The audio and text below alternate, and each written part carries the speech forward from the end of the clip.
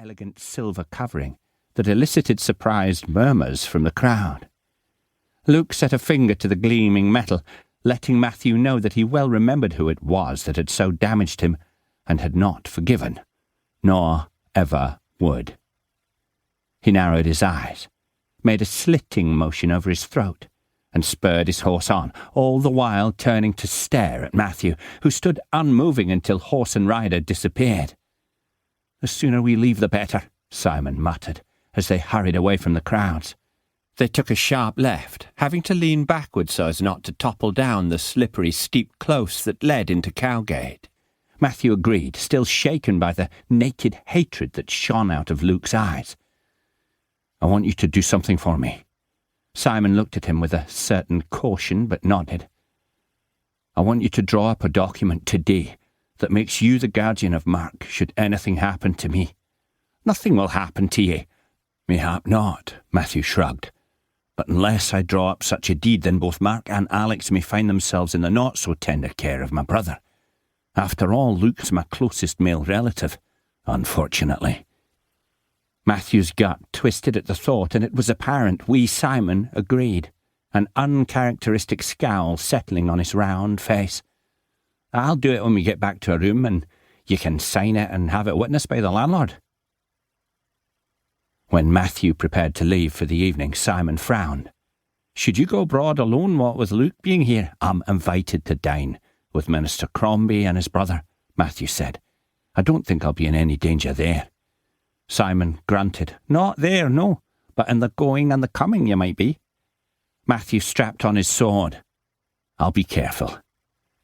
And damn if his brother was going to stop him from partaking of the company of men he respected and liked. It was a long evening, an evening of discussion and far too much wine, and Matthew felt comfortably mellow when he made his way back to the inn. Tomorrow he'd be on his way home, rid of this damp, dark and teeming city, and soon he'd be at Hillview, with his wife and bairn around him. Something clattered against the cobbles, and he threw a look over his shoulder, squinting through the dark. He frowned and blinded his lantern, standing very still as he listened. Soft rustling noises, and a cat ran across the narrow close. Matthew wanted to laugh out loud with relief. Still, he chose not to unbind his lantern and increased his pace. His skin prickled, his pulse thudded loudly. "You're being fanciful," he berated himself. "It was just a cat, aye." There was a sound behind him, and he wheeled, a hand on his sword. He never managed to pull it free. Out of the corner of his eye, he saw something, and then his head exploded with pain. Alex woke with a gasp, convinced that something had happened to Mark. From his trundle bed came snuffling noises, and she sank back against the pillows, trying to bring her heart rate under control. For some reason she was still agitated, and after an hour of turning in bed she gave up on sleep. It was just some silly dream, she told herself, running a hand over Matthew's pillow before rising to pace up and down the room. She stood by the window and stared out into the dark, arms coming up to cross her chest. Something was very wrong, and she had no idea what it was, but her whole body was clanging with alarms. "Bad night?" Joan, her sister-in-law, asked next morning. Alex yawned and handed over Mark into Joan's waiting arms. "I couldn't sleep." She nodded a good morning to their housekeeper, Mrs. Gordon, but shook her head at the bowl of porridge. Her insides were clenched tight around a pebble of nagging concern. Just the thought of food made her queasy. With each passing day, Alex grew more nervous, making both Joan and Mrs. Gordon jumpy as well.